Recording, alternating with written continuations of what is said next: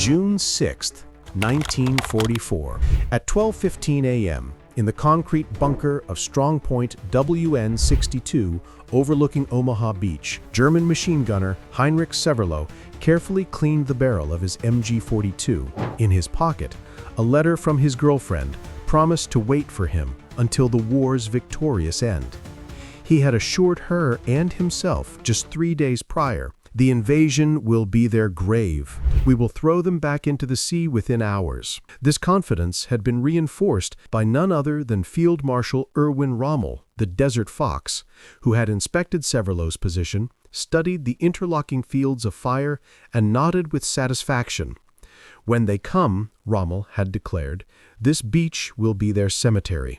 Yet in 12 short hours, this same young man would be found weeping uncontrollably, his bunker surrounded by 13,500 empty shell casings, his gun barrel warped by heat, watching an invasion force so vast, his mind simply refused to process what his eyes were seeing. The mathematics of German defeat were about to be etched not in strategic reports, but in the shocked testimonies of soldiers who witnessed the largest amphibious invasion in human history from the wrong side of the gun sight. The so-called Atlantic Wall, which German propaganda hailed as the most formidable defensive line in military history, stretched 2,400 miles from Norway to the Spanish border.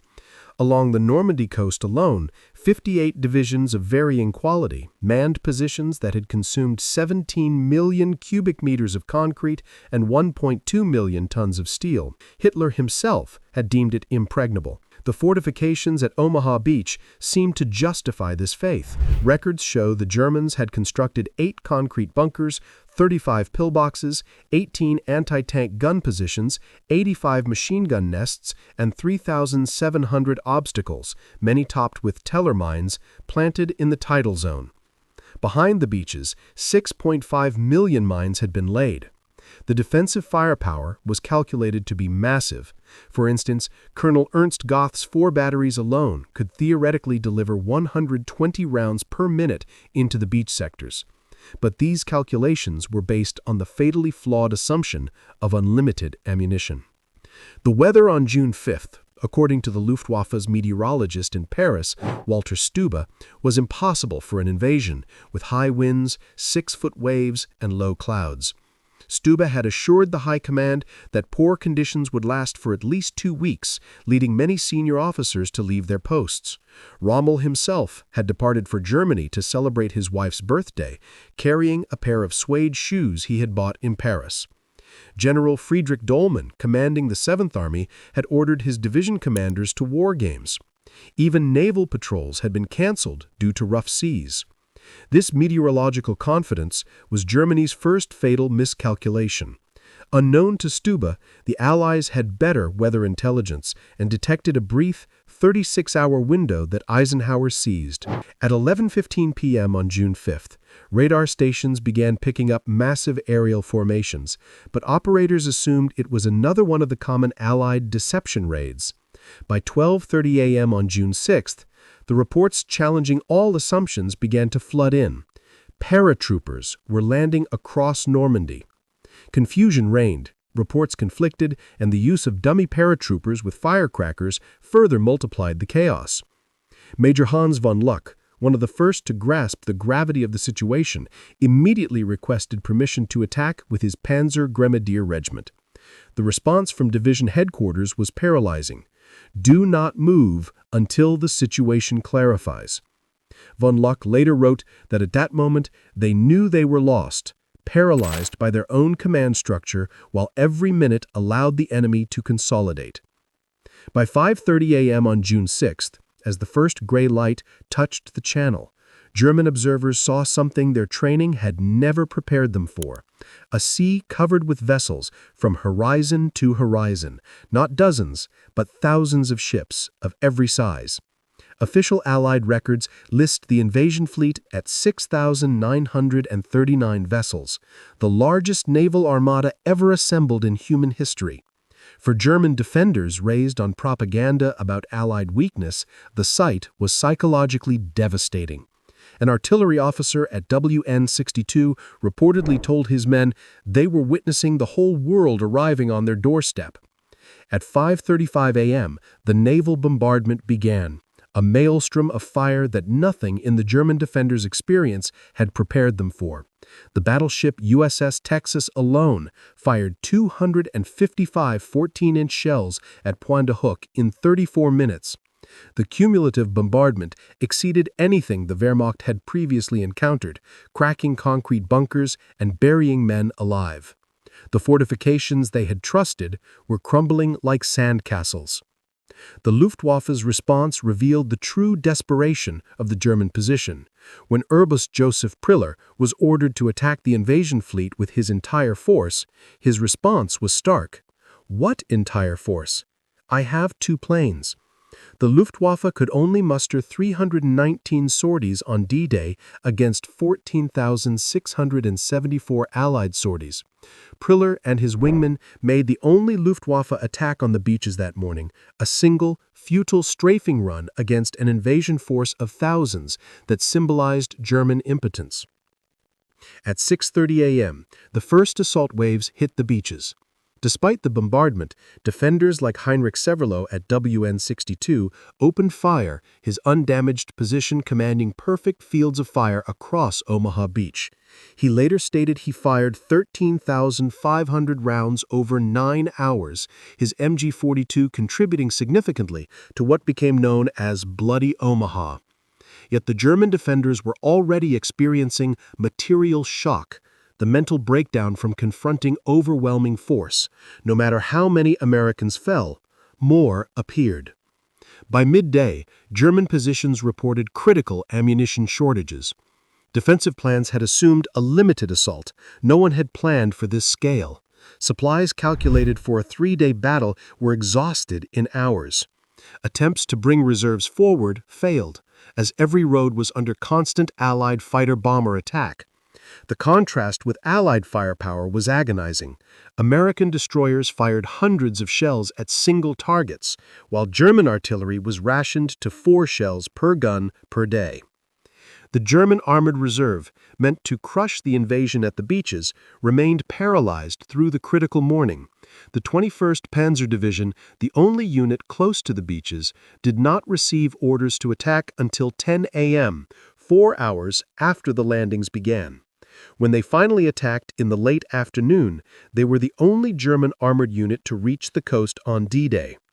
But their advance was halted when they witnessed the arrival of Operation Mallard, 250 gliders bringing British reinforcements. Interpreting this air armada as a threat to their flanks, they withdrew, having lost 25% of their strength in a single day. They also encountered specialized Allied armor like Hobart's Funnies, modified tanks that seemed to belong to a different era of warfare. Throughout D-Day, German units faced massive airborne forces operating behind their lines, creating chaos that multiplied their actual strength. German paratrooper commander Friedrich von der Heydt's professional assessment was damning. The Allied airborne operation was everything ours had never been. Massive, coordinated, and supplied. We dropped battalions. They dropped divisions. The psychological impact of paratroopers appearing everywhere paralyzed German responses, causing units to refuse to move and sometimes fire at their own men. Command and control disintegrated as Allied aircraft systematically destroyed communication lines. French resistance also cut cables, and radio communications were jammed.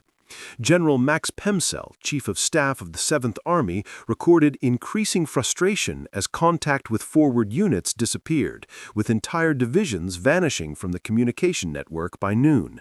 As darkness fell, the impregnable Atlantic Wall had been breached in multiple places. A divisional commander reported a 35% combat strength, all coastal strongpoints lost, and 90% of artillery destroyed. The statistics revealed complete tactical failure.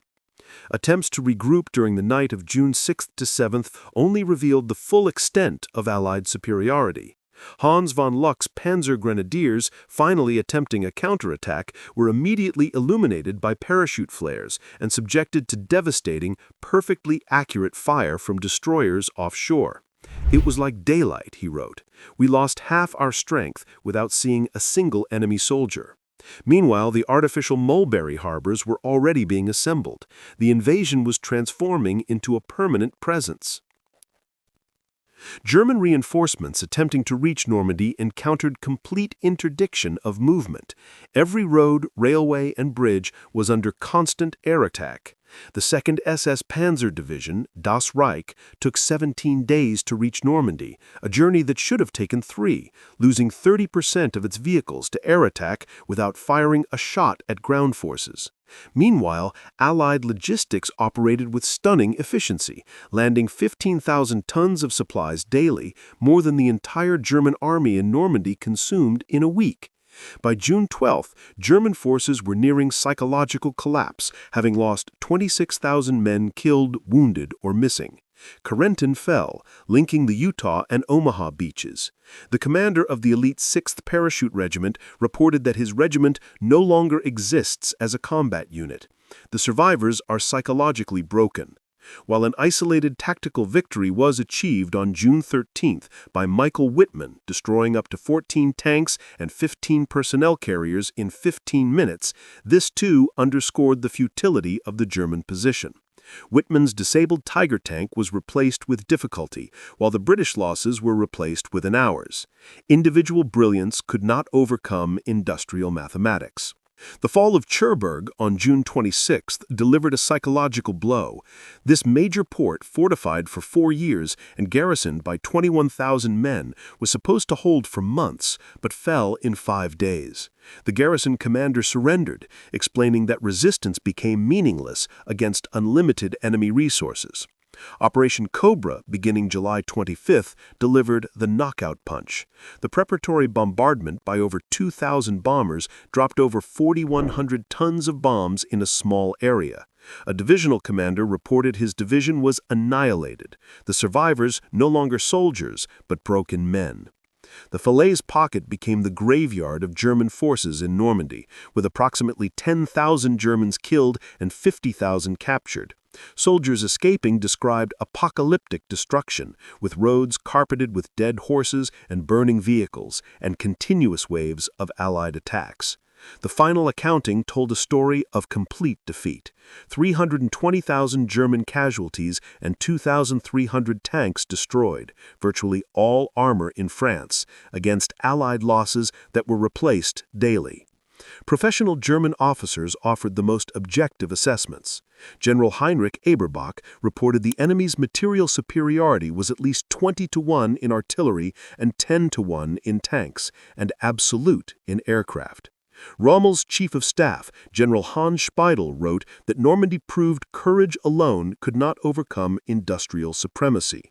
Rommel himself, in his final report to Hitler on July 15th, begged him to draw the necessary conclusions without delay, military language for complete defeat.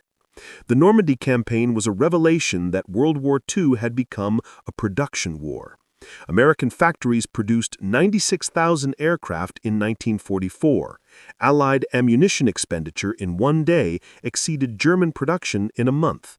Hans von Luck reflected that modern war was not about tactics or courage, but about production. The Americans, he observed, manufactured victory on assembly lines. The German soldiers who survived were psychologically transformed. Severloh, the machine gunner, later wrote that his 13,500 rounds meant nothing against their unlimited replacements. Von der Heide concluded that Normandy taught them the era of warrior heroes was over.